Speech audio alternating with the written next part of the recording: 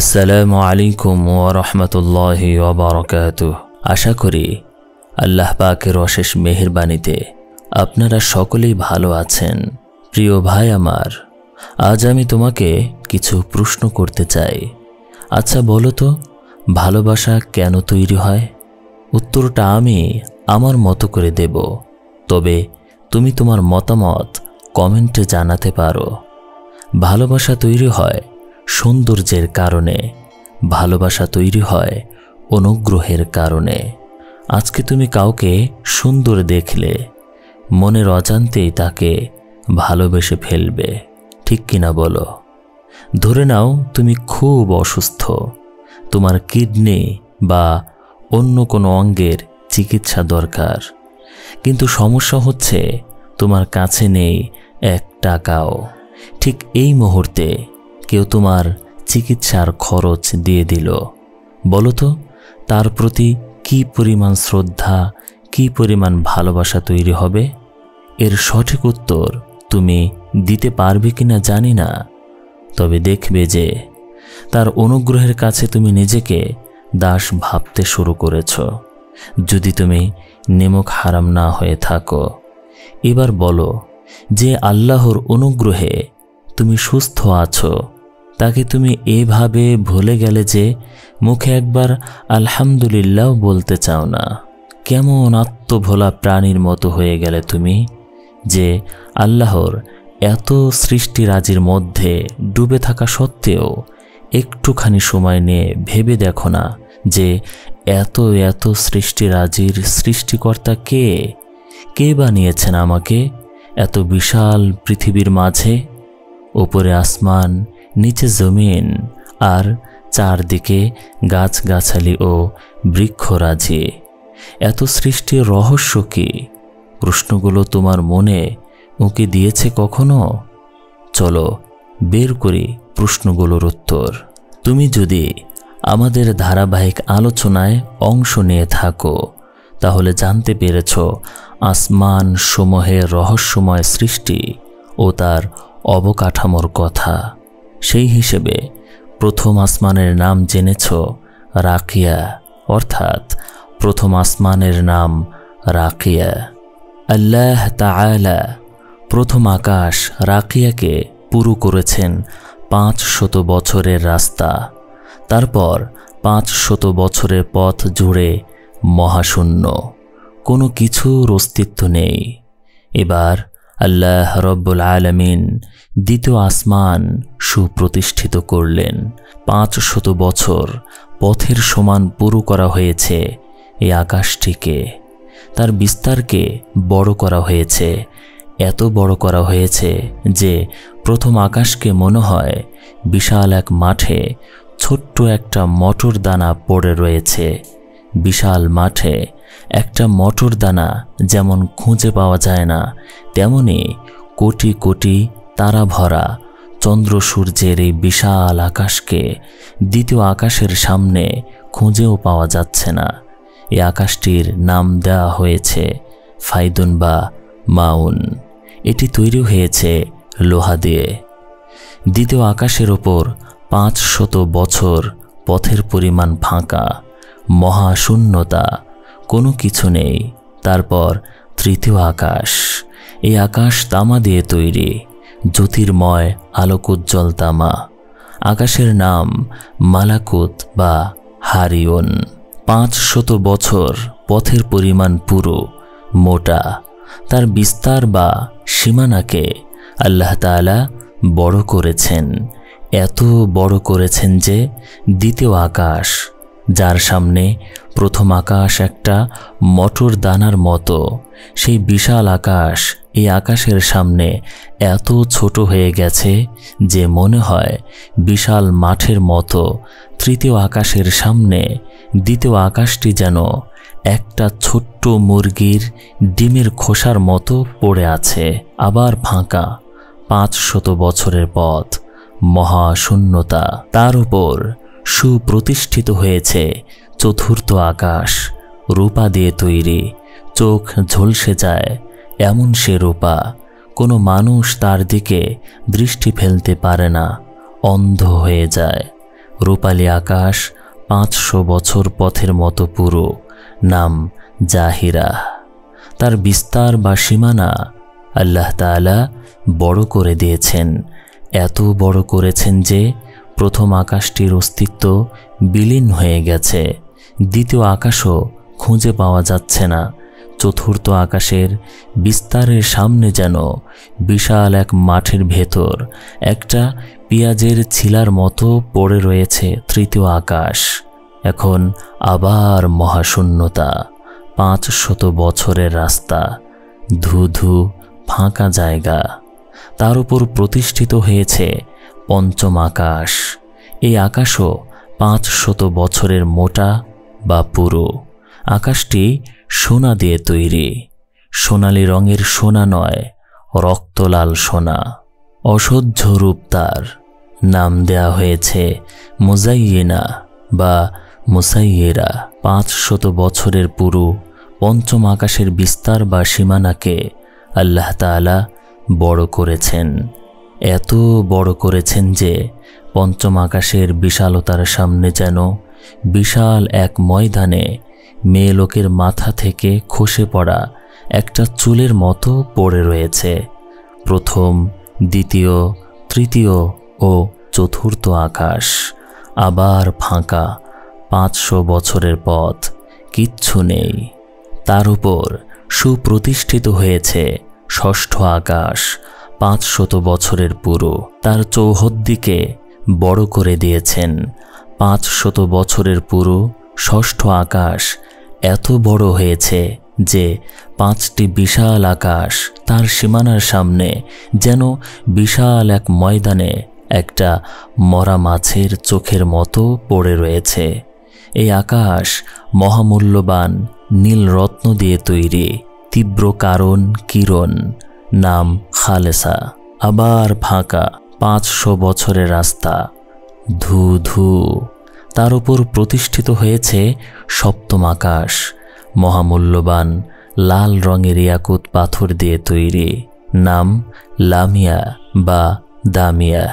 নূরের জ্যোতিতে অতি উজ্জ্বল এ আসমান, লামিয়া আকাশ 500 বছরের পুরো।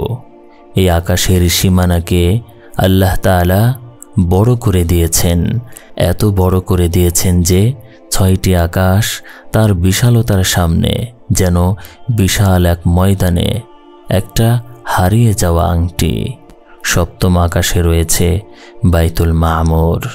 বাইতুল মামুর মহামূল্যবান আতিক পাথরের তৈরি। তার চারদিকে দেয়াল, একদিক ইয়াকুত রত্নের, অন্যদিক সবুজ পান্নার, তৃতীয় দিক দুধ সাদা রূপোর, চতুর্থ দিক লাল সোনার। মহান স্রষ্টা আল্লাহ রব্বুল আলামিনের বিচিত্র সৃষ্টিলীলা, যার সৌন্দর্য, বৈচিত্র্যতা, গাম্ভীর্য আর বিশালতা রুদ্ধবাক করে দেয়, স্তব্ধ করে দেয় হৃদয়। যিনি এত বিচিত্র, সৌন্দর্য, বিশাল সৃষ্টির স্রষ্টা, তিনি কে সেজন যার গড়া নিখিল ভুবন? কে রচিল রবি শশী তারা অগণন? তিনি আমাদের খালিক, মালিক, পরম প্রভু, শক্তিমান আল্লাহ। আল্লাহু আকবার। তিনি সবচেয়ে বড়, তার চেয়ে বড় আর কেউ নেই।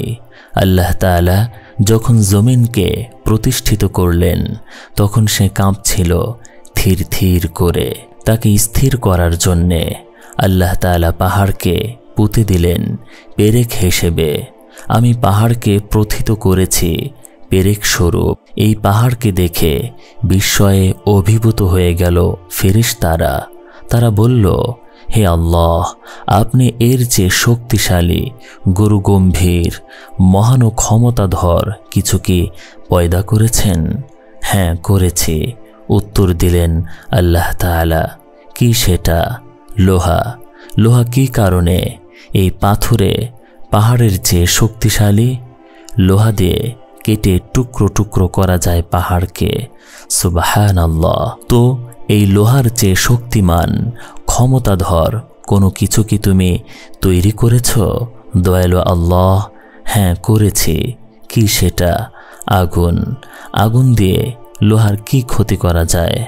আগুন লোহাকে উত্তপ্ত করে পানির মতো তরল করে দেয়, রহিত হয়ে যায় তার ক্ষমতা। হে আল্লাহ, আগুনের চেয়ে শক্তিশালী, ক্ষমতাময় কিছু কি তুমি সৃষ্টি করেছ? হ্যাঁ করেছি। কি সেটা? পানি। পানি দিয়ে কি অসাধ্য সাধন করা যায়? পানি দিয়ে আগুনকে নিভিয়ে ফেলা যায়।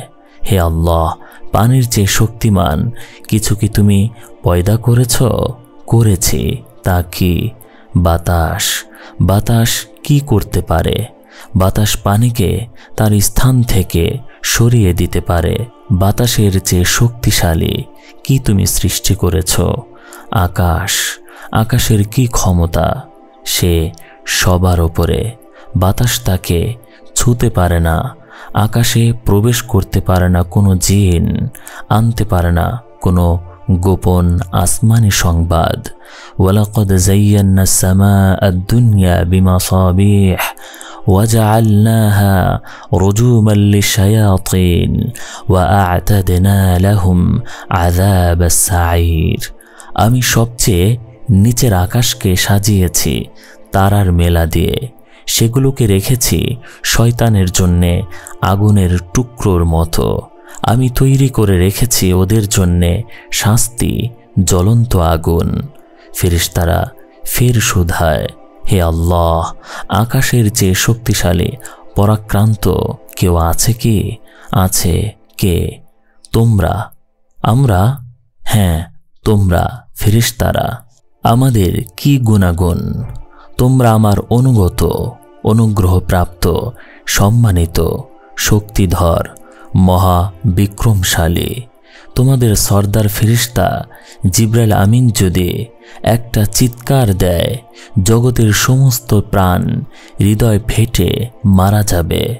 তার পাখার একটা কোণার আঘাতে পাহাড়গুলো চূর্ণ বিচূর্ণ হয়ে যাবে। তোমাদের পায়ের যদি চাপ পড়ে, বিশ্বভুবন ভেঙে টুকরো টুকরো হয়ে যাবে। তোমাদের নূর প্রকাশিত হলে জগতের সব অন্ধকার দূর হয়ে যায়। আমি তোমাদেরকে আদেশ করি, তোমরা সাথে সাথে মেনে নাও। কোনো অন্যথা করো না, তোমরা কোনো গুনাহ করো না, নিষ্পাপ, শুধু আমার হুকুম তামিল করো। তোমাদের মাঝে কিছুকে আমি আদেশ দিয়েছি সিজদায় পড়ে থাকতে, তারা কিয়ামত পর্যন্ত সিজদায় পড়ে থাকবে। কিছুকে বলেছি রুকুতে থাকতে, তারা তাই থাকবে কিয়ামত পর্যন্ত। কিছুকে হুকুম করেছি কিয়ামত পর্যন্ত কওমায় থাকো, তা তারা থাকবে। আবার কিছুকে আদেশ দিয়েছি জলসায় থাকো, তারা প্রলয় দিবস পর্যন্ত তাই থাকবে। সেজন্য তোমরা সবচেয়ে শক্তিধর। ফেরেশতারা কৃতজ্ঞ চিত্তে বলল, তবে কি আল্লাহ তাআলা আমাদের চেয়ে শ্রেষ্ঠ শক্তিমান আর কেউ নেই? বজ্র নির্ঘোষে আল্লাহ তাআলা বললেন, হ্যাঁ আছে। কে সে? মানুষ। মানুষ? হ্যাঁ। কি তাদের মাহাত্ম্য, কি তাদের গুরুত্ব, কেন তারা এত বড়? তারা আমার অনুগত, আমার বাধ্য। হে আল্লাহ, তারা গুনাহ করবে, ক্ষমাও চাইবে, তখন তাদের গুনাহ মাফ হবে। তারা কাঁদবে, তখন তাদের পাপ পুণ্যে পরিণত হবে। তাদের সাথে তোমার সম্পর্ক কি?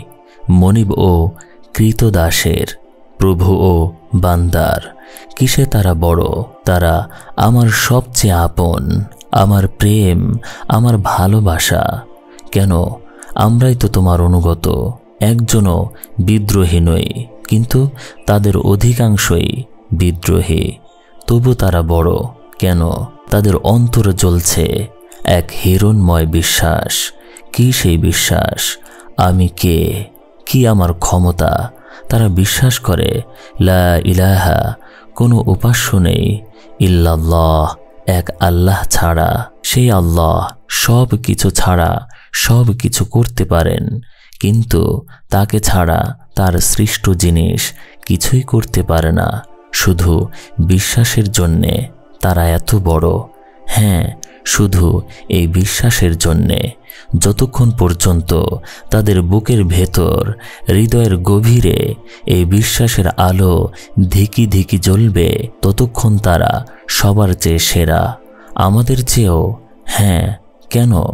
তোমরা আমাকে দেখো, আমার অস্তিত্ব কাছ থেকে দেখে বিশ্বাস করো, কিন্তু মানুষ শুধু অনুভব করে আমাকে বিশ্বাস করে, আমার ভয়ে গুনাহ থেকে বাঁচে, আমাকে খুশি করতে নেক কাজ করে। হে আল্লাহ, কি তাদের সম্মান! তারা যখন আমার সম্পর্কে জানার জন্যে কোনো রাস্তা ধরে, তখন তোমাদের মতো নূরানি ফেরেশতাদের নূরের পর তাদের পায়ের নিচে বিছিয়ে দেই। সুবহানাল্লাহ, তারা এত বড়। হ্যাঁ, তারা পাহাড়ের চেয়ে, লোহার চেয়ে, আগুনের চেয়ে, পানির চেয়ে, বাতাসের চেয়ে, আকাশের চেয়ে, এমনকি তোমাদের চেয়ে বড়। তিনি কে? শুধু এই প্রশ্নের উত্তর যিনি জানেন, তিনি এত বড় সম্মান ও ক্ষমতার অধিকারী। কে তিনি? তার পরিচয় তিনি নিজেই কালামে পাকে দিয়েছেন। তিনি বলেন, আল্লাহু লা ইলাহা ইল্লা হুয়াল হাইয়ুল কাইয়্যুম লা তাখুযুহু সিনাতুন ওয়ালা নাওম। তিনি আল্লাহ, তিনি ছাড়া অন্য কোনো উপাস্য নেই। তিনি চিরস্থায়ী, চিরঞ্জীব, তিনি কখনো ঘুমিয়ে পড়েন না। হুয়াল্লাহুল্লাযী লা ইলাহা ইল্লা হু আলিমুল গায়বি ওয়াশ শাহাদাহ হুয়ার রাহমানুর রহিম। হুয়াল্লাহুল্লাযী লা ইলাহা ইল্লা হু الملك القدوس السلام المؤمن المهيمن عزيز الجبار المتكبر سبحان الله عما يشركون هو الله الخالق البارئ المصور له الأسماء الحسنى يسبح له ما في السماوات والأرض وهو العزيز الحكيم। তিনি আল্লাহ, যিনি ছাড়া কোনো উপাস্য নেই। তিনি দেখাওয়া দেখার সব জানেন। তিনি পরম দয়ালু, অসীম দাতা। তিনি আল্লাহ, যিনি ছাড়া কোনো উপাস্য নেই। তিনি একমাত্র প্রভু, পবিত্র, শান্তি ও নিরাপত্তা দাতা, আশ্রয়দাতা, পরাক্রান্ত, প্রতাপশালী, মহামহিমান্বিত, মাহাত্ম্য ও গুরুত্বপূর্ণ। তাকে যারা অংশীদার করে, আল্লাহ তাআলা তা থেকে পবিত্র। তিনি স্রষ্টা, উদ্ভাবক, আকৃতিদাতা। সেরা নামগুলো তারই। আকাশগুলোতে ও জমিনে যা কিছু আছে সবই তার পবিত্রতা ঘোষণা করে। তিনি পরাক্রম, প্রজ্ঞাময়। তিনি নিজের পরিচয় নিজেই দিচ্ছেন। কুলিল্লাহুম্মা মালিকাল মুলকি তু'তিল মুলকা মান তাশা ওয়া তানজিউল মুলকা মিম্মান তাশা ওয়া তু'ইজ্জু মান তাশা ওয়া তুযিল্লু মান তাশা বিয়াদিকাল খায়র ইন্নাকা আলা কুল্লি শাইইন কাদির। বলুন, সমগ্র রাজত্বের মালিক আল্লাহ। তিনি যাকে ইচ্ছা তাকে রাজত্ব দান করেন, যার কাছ থেকে ইচ্ছা রাজত্ব কেড়ে নেন। তিনি যাকে ইচ্ছা সম্মান দান করেন, যাকে ইচ্ছা অপমান করেন। তিনি মহাপরাক্রমশালী, প্রভূত ক্ষমতার অধিকারী। আল্লাহ তাআলা আরও পরিচয় দিয়েছেন, তুলিজুল লাইলা ফিন নাহার ওয়া তুলিজুন নাহারা ফিল লাইল। তিনি রাত্রিকে প্রবেশ করান দিনের ভেতর, দিনকে রাত্রির ভেতর। ওয়া তুখরিজুল হাইয়া মিনাল মাইয়িতি ওয়া তুখরিজুল মাইয়িতা মিনাল হাইয়।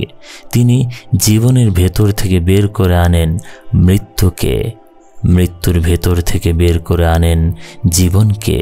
আল্লাহ তাআলা তার রাজত্ব দান করেছিলেন ফিরআউনকে, কিবিতি সম্প্রদায়কে। ফিরআউন সমুদ্রে খাবি খেতে খেতে মারা গেল, অথচ সে বলতো, লোহিত সাগর আমার, আমি সবচেয়ে বড় খোদা। নিজের সাগরে ডুবে মরল সে ইঁদুরের মতো। নমরুদকে রাজত্ব দিয়েছিলেন সামান্য সময়ের জন্যে, নির্দিষ্ট সময়ে তা ছিনিয়ে নিলেন। ফিরাউন বেইজ্জতি হলো, পানিতে ডুবে মরে। নমরুদ অপমানিত হলো, জুতোর বাড়ি খেতে খেতে মরে। আমি এভাবেই সম্মানকে অপমান দিয়ে, অপমানকে সম্মান দিয়ে বদলে দেই। তিনি যাকে অপমান করতে চান, কেউ তাকে পারে না সম্মান দিতে। যদি দেশের সব সৈন্যবল, লোকবল তার পক্ষে থাকে, তবু যদি গোটা পৃথিবী তার পক্ষে থাকে, তবু যদি সমস্ত বিশ্বজগৎ, যদি সমস্ত বিজ্ঞান জগৎ, জগতের যাবতীয় সম্পদ, ধনরত্ন তার পক্ষে থাকে, তবু তাকে আল্লাহ তাআলা অপমান করে দেন। তার সিংহাসনে বসেই সে লাঞ্ছিত হয়, তার ধনসম্পদের মাঝেই সে অপমানিত হয়। যেমন কারুন। আল্লাহ তাআলা যাকে সম্মান দিতে চান, তাকে কেউ অপমান করতে পারে না। সারা দুনিয়ার যত ক্ষমতা, শক্তি ও প্রাণী, মানুষ ও জিন যদি একসাথে তার বিরুদ্ধে উঠে পড়ে লাগে যে তাকে অপমান করে দেবে, কিন্তু জগতের প্রভু আল্লাহ রব্বুল আলামিন তার সম্পর্কে সিদ্ধান্ত নিয়েছেন তাকে সম্মান দিবেন, তো সে সম্মান পেয়ে যাবে।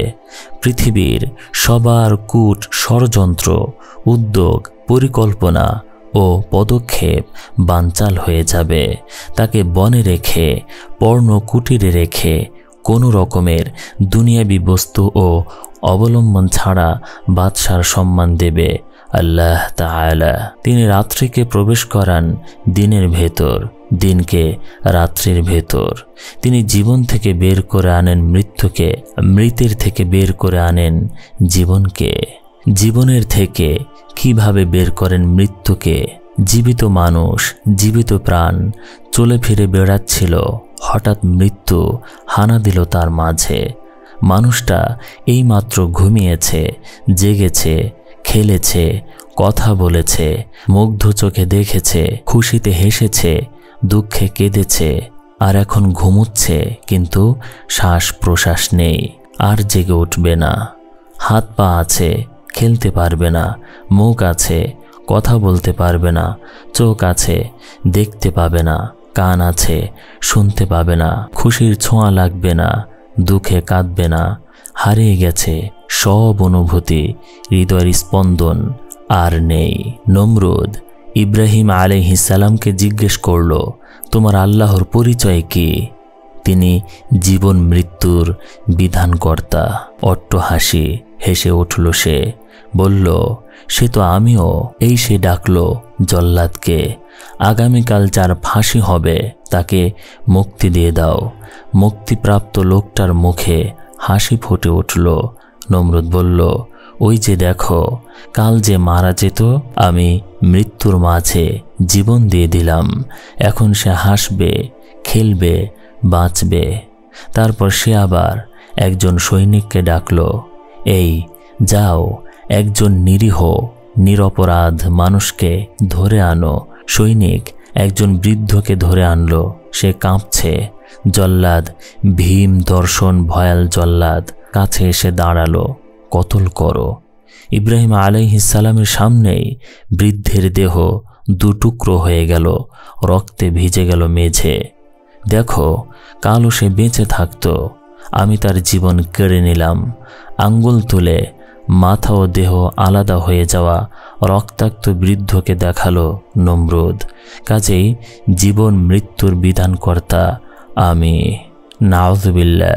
ক্ষমতা, সম্পদ ও মর্যাদা লোভী দুনিয়াদারের আত্মা যখন ওই সে আলো থেকে বঞ্চিত হয়, তখন এমন চিন্তা ভাবনা তার মাথায় খেলে, এমনই নির্বোধ ও আহাম্মক হয়ে যায়।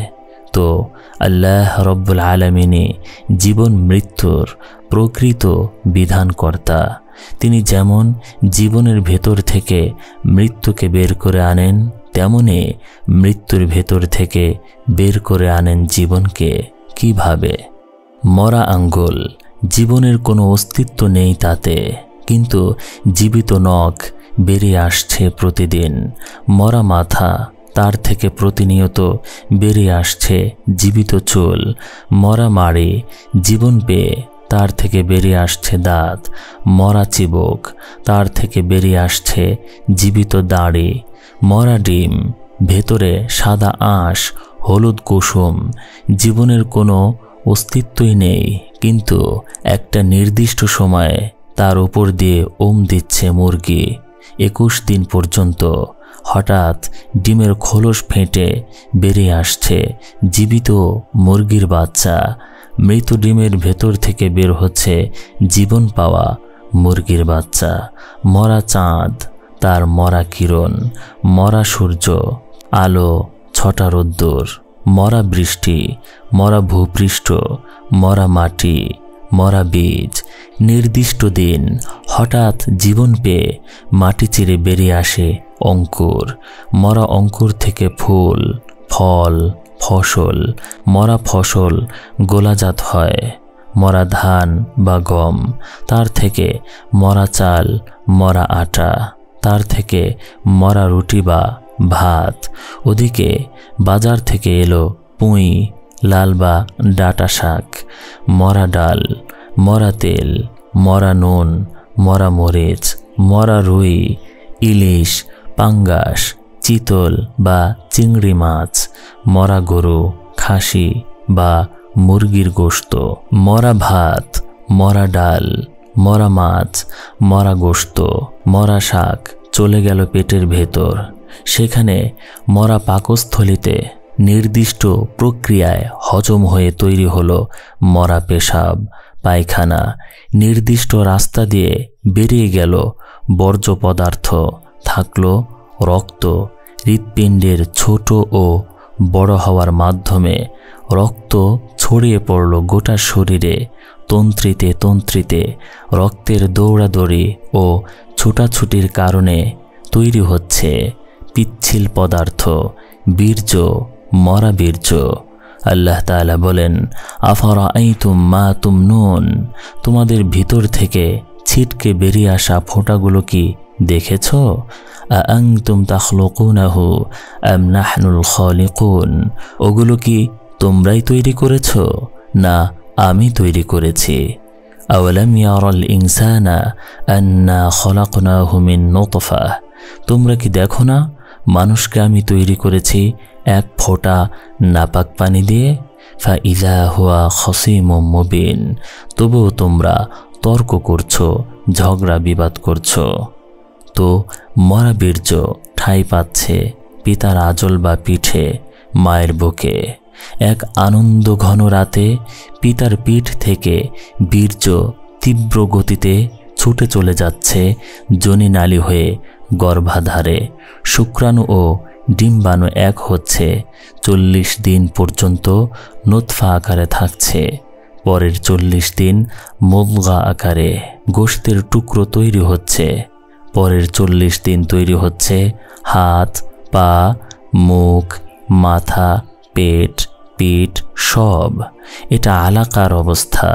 তারপর আচমকা একদিন রূহ ফুঁকে দেওয়া হয়। বাচ্চা নড়াচড়া করে ওঠে। ধীরে ধীরে মরা বীর্য থেকে তৈরি জীবিত শিশু লালিত পালিত হয় মায়ের পেটের ভেতর। মুখ দিয়ে নয়, মায়ের পেটের নাপাক রক্ত নাড়ি দিয়ে গ্রহণ করে শিশু, বেঁচে থাকে। পরম করুণাময় শিশুকে তার অসীম ক্ষমতা দিয়ে সম্মানিতভাবে লালন পালন করেন। 10 মাস 10 দিন পর মায়ের জরায়ু ছেড়ে বেরিয়ে আসছে অপার বিস্ময় এক জীবিত শিশু। মরা পানির ভেতর মহাকৌশলময় চিত্রকর এঁকে দিলেন জীবন্ত ছবি। দুনিয়ার যত চিত্রকর, Pablo Picasso, Michael Angelo, Leonardo da Vinci, Vincent van Gogh, Francis গগা, মাতিস, তাদের বইয়ে লিখেছেন জলের ভেতর ছবি আঁকা যাবে না। আল্লাহ রব্বুল আলামিন তাদের অক্ষমতাকে জানেন, তাই সিদ্ধান্ত নিয়েছেন পানির ভেতর ছবি এঁকে দেখাবেন জীবন্ত ছবি। শিশু জন্ম নিয়েছে, মা এখনও বেঁচে আছে, কিন্তু খানিক আগেই যেন মৃত্যু তাকে ছুঁয়ে গেছে। তীব্র মরণ যন্ত্রণা, শরীরের সব কটা স্নায়ু, রগ আর জোড়াকে তীব্র তীক্ষ্ণ ব্যথা দিয়ে জরায়ু ছিঁড়ে বের হয়েছে শিশু। ছিঁড়ে খুঁড়ে গেছে যোনিমুখ। এত কষ্ট, এত অপমান আর এত রক্ত। মায়ের মুখে যন্ত্রণার চিহ্ন, কিন্তু বুক ভরা খুশি, কারণ কোল জোড়ে এসেছে দুনিয়া আলো করা আদরের ধন সন্তান। সব ব্যথা, সব যন্ত্রণা আর সব কষ্ট ভুলে গেছেন তিনি। আল্লাহ তাআলা বলেন, দেখো মানুষ, চেয়ে দেখো কি অবর্ণনীয় যন্ত্রণা আর সীমাহীন দুঃখ কষ্টের মাঝে তোমার মা তোমাকে জন্ম দিয়েছে। পাশে তার এক বালতি রক্ত। যে নিদারুণ কষ্ট পেয়েছে, তাতে সাধারণ নিয়ম এই যে তার কষ্টের কারণ সন্তানটি তার 1 নম্বর শত্রু হয়ে যাবে। কিন্তু দেখো, আমি তার মনের ভেতরে দিয়েছি তোমার জন্যে মমতা। তোমাকে দেখার সাথে সাথে এক অনাবিল আনন্দে ভরে যায় তার অন্তর। আর বান্দা, তোর ক্ষুধা মেটানোর জন্যে দিয়ে দিলাম তোর মায়ের বুকে অমীয় ধারা দুধ, এমন তরল যে গরমও নয় শীতলও নয়, যেন বান্দা তোর ঠোঁট কচি মুখ পুড়ে না যায় আর ঠান্ডায় যেন জমে না যায়। কেন এমন করলাম বান্দা? যেন তুই তোর জন্মলগ্ন স্মরণ করে বুঝতে পারিস যে কে তোকে লালন করেছে, কে তোকে পালন করেছে, কে তোর প্রতিপালক, তিনি কতটুকু দয়ালু, রহমান ও রহিম, কেমন রাজ্জাক। এসব শিখালাম এজন্য যে যখন তোর বিবেক হয়, জ্ঞান চোখ খোলে, তুই আমার এই সব গুণাবলীর দাওয়াত দিস মানব জাতিকে। খেয়ে না খেয়ে, পরে না পরে, শীতে গ্রীষ্মে বর্ষায়, দিনের আলোতে রাত্রির আঁধারে, দরিদ্র অবস্থায় ধনী অবস্থায়, দেশে বিদেশে, পথে ঘাটে, বাজারে বন্দরে, অফিসে আদালতে, বাসে, উড়োজাহাজে, জাহাজে, নৌকায়, লঞ্চে, জলে স্থলে, অন্তরিক্ষে, সুস্থ কিংবা অসুস্থ অবস্থায়। সেজন্যে ঘাম ঝরে ঝরুক, রক্ত ঝরে ঝরুক, মান যায় যাক, জান যায় যাক, যেমন আমার হাবিব মুহাম্মদ সাল্লাল্লাহু আলাইহি ওয়াসাল্লাম করেছেন। ভিডিওটি ভালো লেগে থাকলে লাইক করুন, শেয়ার করুন এবং চ্যানেলটি সাবস্ক্রাইব করে পাশে থাকা বেল আইকন বাটনটি অন করে রাখুন, যেন আপনার পছন্দের ভিডিও সবার আগে পৌঁছে যায় আপনার কাছে। কমেন্টে আপনার মূল্যবান মতামত তুলে ধরুন, যেন আপনার পছন্দ অনুযায়ী ভিডিও তৈরি করে আপনার কাছে পৌঁছে দিতে পারি।